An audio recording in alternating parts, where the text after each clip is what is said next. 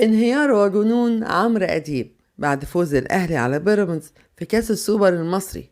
بس قبل ما ندخل في تفاصيل الخبر، لو انت أهلاوي أصيل تضغط لايك وتشترك في القناة لنرى كم عدد محبي النادي الأهلي. بعد انتهاء مباراة كأس السوبر بين الأهلي وبيراميدز وفوز النادي الأهلي بكأس السوبر المصري، فقد خرج على الخط فورا الإعلامي عمرو أديب وقال له: بعدين يا جماعة، وبعدين مع الأهلي نعمل له ايه طيب عشان يخسر بطولة السنة دي؟ يعني مصر كلها ما فيهاش فرقة عارفة توقف الأهلي؟ حتى الزمالك انسحبت وخافت تلعب قدام الأهلي عشان عارفين انهم هيخسروا، وعملوا حاجة كهربا وإيقاف كهربا.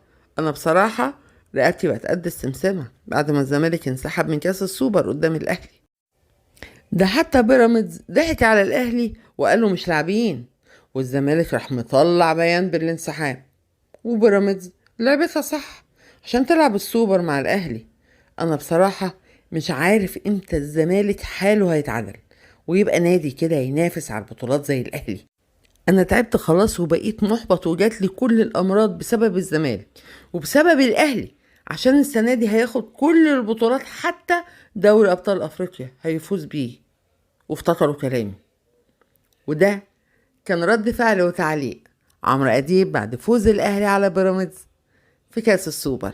وختاما، لا تنسى ذكر الله والصلاة والسلام على رسول الله، ولايك واشتراك القناة حتى يصلك منا كل جديد.